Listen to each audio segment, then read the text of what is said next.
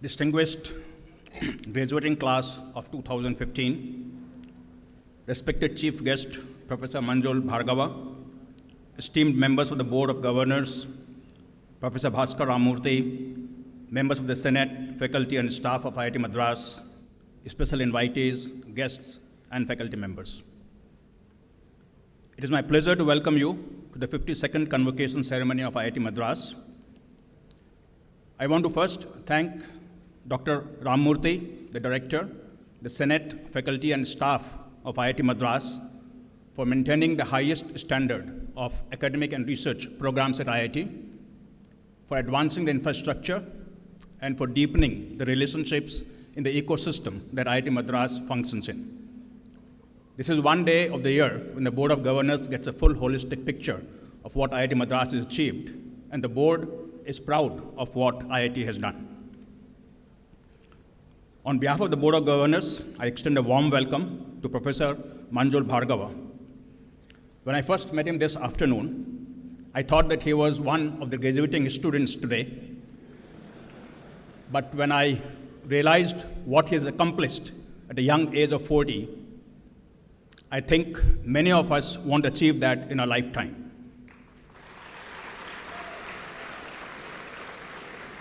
Professor Bhargava engages students in Princeton University, Leiden University, TIFR, IIT Bombay, and the University of Hyderabad. He has received honors like the Fields Prize in 2014, the Padma Bhushan in 2015, Fermat Prize in 2011.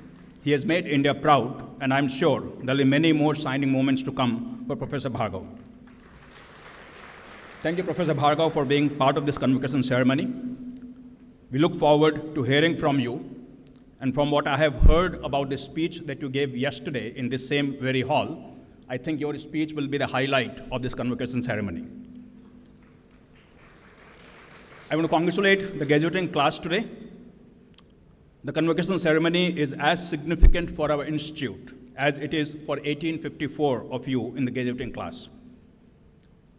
It is a testament to the dedication and guidance provided by all in IIT Madras who have given you the armor to stand here today, ready to not only aid India's progress, but that of the world at large.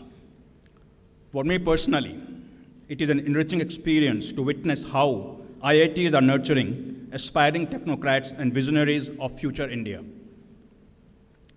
I think there could not have been a better time for you to graduate. The world order is changing, and reports predict India to be the third largest economy by 2030. And if that were to happen, you will play a very strong role in making it happen. Government of India's initiatives like Make in India, Digital India, and Skill India will only fuel the growth momentum, making India a preferred destination for investment. Without a doubt, India has opportunities like never before.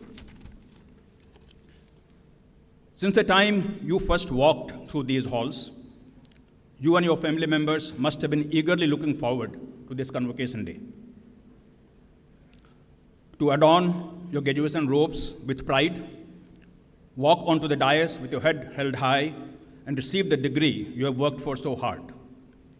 But with these robes come a shield of responsibility to make your alma mater shine, to make your country shine.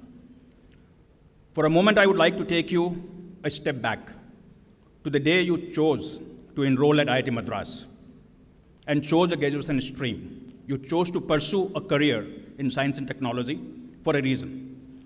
You chose to ground your academic roots in a prestigious IIT.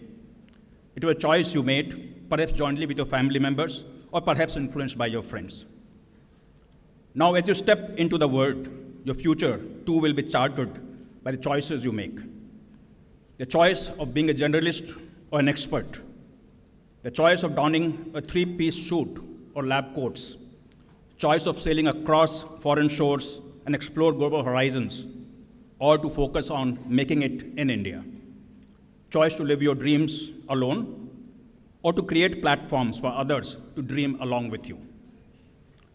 Choices are driven by passion, driven by aspirations. But one thing you must not forget as you make your choice. Being an IIT student and now transitioning to an IIT alumnus, you are privileged and have to live up to a legacy.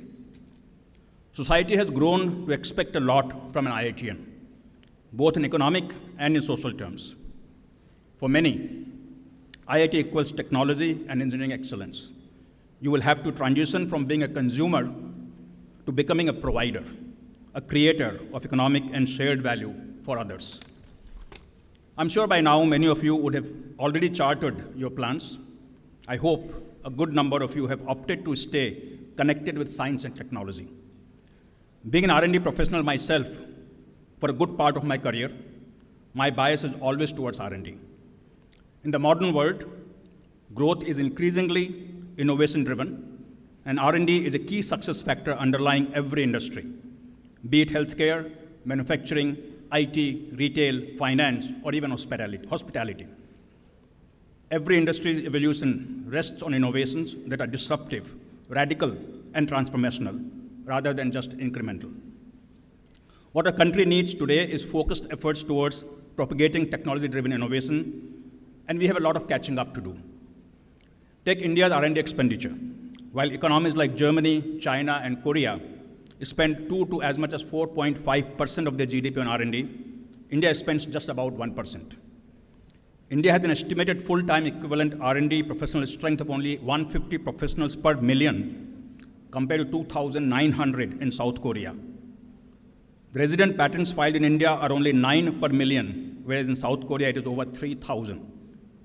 A technology-driven economy like South Korea has 4 times the GDP spent on R&D, but has achieved 350 times difference in output as compared to India. If you look at recent IIT placement trends, a relatively small percentage opt for core engineering, manufacturing, and R&D opportunities, while majority choose diverse fields like consultancy, e-commerce, software, BFSI, and others. Estimates indicate that 4 out of 10 students take up jobs unrelated to their core subjects. Some argue that research opportunities and facilities in India are not as desirable. But I ask, whose responsibility is it to close that gap? Ours. Importance is to be given to creating an enriching research environment and invigorating research faculty, propagating a research-based ecosystem, and above all, inspiring a culture of innovation. No doubt, things have changed and continue to change rapidly. Take the recent successful launch of ISRO's 5 satellites for UK. This is the heaviest payload ever launched by ISRO, and is a shining moment for India. How things have changed from the first Indian satellite launched in 1975, where we took help of the erstwhile Soviet Union. ISRO has already reached as far as Mars and is thinking of launching a mission to Venus.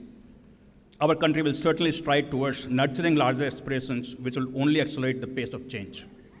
Even in private sector, necessary steps are being taken to make India a technology-driven superpower in the coming years. With a tremendous increase in R&D spends, mushrooming of R&D centers, new R&D policies like direct and indirect tax incentives, IPR protection, increased academia and private partnership, a spurt of venture capitalists, and a strong entrepreneurial mindset among youth, notably IITians, there is a lot to look forward to. In the search of newer experiences and benchmarks, we are often lured to making a future outside of India. I did too many years ago. Nothing wrong with that, as long as sufficient number of capable and aspiring minds continue to push the frontiers of science and technology in India, for India, and the world. I personally believe that the Make in India movement, be it product, services, and ideas, should evolve into a designed and developed in India. Today, India is known for its low cost, but if brand India has to become aspirational, India needs to climb up the global value chain. India needs talent like you to make a choice not to merely becoming manpower supplier to the world, but to become innovation incubators for India and the world. Hone your skills in science and technology. Continue on the path you set out 4 years back. Pursue your areas of specialty. How do you do this is your choice. From now to the next 35, 40 years, you will need to make many choices. Determine your choices by how you can positively impact others, how you can make others rise. Being an IITian, success, as it is conventionally measured, is almost guaranteed for you. But I hope that being an IITian, you will define success not in the conventional manner. You will define your own matrix. Perhaps, how many lives have you impacted positively at the age of 30, 40, 50, and 60? And not merely what is your annual income or what is your position in the corporate hierarchy. Lastly, I would like to appeal to all the family members here today. You need to back the choice of these bright young minds. If I look back at my childhood, parents would always advise their children to take up a secured government job. Today, parents have begun taking pride in saying the children have started their own business. I urge family members to lend your wholehearted support by helping these youngsters on their journey of discovery and in making more informed choices. So my young friends, choose to uphold the IIT legacy. Choose to make India shine. Choose a destiny that will change the world. After all, to reach where no one has before, you have to do what no one has done before. Hence, choose wisely, and do not hesitate to take risks.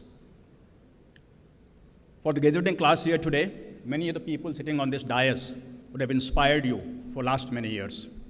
But today, we are inspired by taking the look at the gleam in your eyes, an attitude of I'm going to go out and make a difference. And that gives us hope for the future, not just for India, but for the whole world.